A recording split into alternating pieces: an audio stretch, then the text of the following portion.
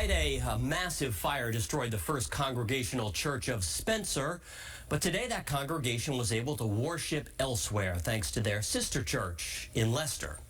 Thanks for being with us at 10. I'm Ken McLeod. It was an emotional morning for church members worshiping in an unfamiliar place just days after their historic building burned down. But as the congregation gathered today, several church they were grateful for the efforts of their pastor and the hospitality they've encountered from others since that devastating fire. It's a message of hope for the future. That's all I can say, and I thank them very much for being so good to all of us. These are people I care about, and I know their lives are vested in that place, and that their sacredness, that their sacred moments, a lot of them are in that place, and to watch that burn, it's just heartbreaking. Spencer's First Congregational Church was destroyed by fire one other time way back in 1862. It was rebuilt then and reopened a year later. At this point, though, it's unclear if the current church will be rebuilt. WBZ's Laura Hafley will have more on today's emotional service later on in this newscast. Accused serial rapist Matthew Nilo will be arraigned in Suffolk Superior Court tomorrow. Charges against the 35-year-old attorney stem from assaults back in 2007 and 2008. Boston police and the FBI say Nilo attacked 4 women in the Terminal Street area of Charlestown. Investigative genetic genealogy helped identify Nilo. He was arrested in New Jersey last week. At the time, Nilo said he was looking forward to fighting the charges. 2 different fires in Medford on Saturday sent several people to the hospital. The first was a 3-alarmer on Dartmouth Street. 2 people in that home were taken to the hospital with minor injuries. The second fire was at a building near Fellsway West and Salem Street. 1 person there was also taken to the hospital with non-life-threatening injuries. Damage from that fire was contained to just 1 unit. Also tonight, a Boston favorite returns to the streets of Dorchester. The Dorchester Day Parade made its way through the iconic Boston neighborhood this afternoon. It's Boston's second largest parade after St. Patrick's Day, of course. WBZ's Paul Burton spent the day along the parade route. The streets of Dorchester were full of high energy and excitement as people young and old took part in the Dorchester Day Parade.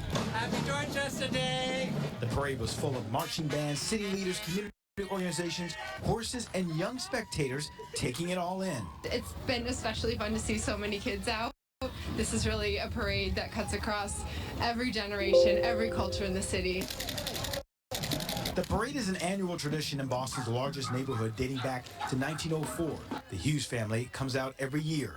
It's awesome. It's a great day to come out as a family, enjoy our neighborhood. And cold, wet temperatures didn't dampen spirits. A little chilly, but it's better than dying of the heat. WBZ TV CBS teamed up with the Boston Neighborhood Network to be co-media sponsors. Our very own Courtney Cole co-anchored the parade alongside Big Sister Boston CEO Anissa Asabi George. Our Chevy Next weather tracker was captained by photographer Tom Bravo, and Katrina Kincaid was all smiles representing Miss Massachusetts. The energy has been so great from the crowds. I'm born and raised in Boston, so just being out here has been honestly one of the greatest times since my last parade as Miss Massachusetts. And what's it mean to be a part of this parade and the history of it all and the importance of it? This neighborhood has such history. Some of the first public elementary school in the country, the first neighborhood associations, all of these instances where people came together and said, we're going to take care of our neighborhoods, we're going to build community. In Dorchester, I'm Paul Burton, WBZ News. First responders put their friendly rivalry on the line for the Battle of the Badges tournament today. Boston police officers and firefighters squared off on the basketball court for a good cause. The event was organized by the Shot for Life to raise money for brain cancer research. So the real winner won't be the first responders, but kids like 7-year-old Royal. WBZ's Tiffany Chan will have more on this brave child later on in this newscast.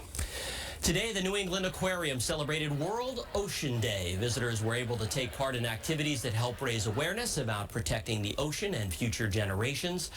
There was an Ask a Scientist booth, presentations about ocean conservation, and a marine art station. The aquarium also highlighted a global conservation effort which aims to protect 30% of all land and water, including ocean, by the year 2030.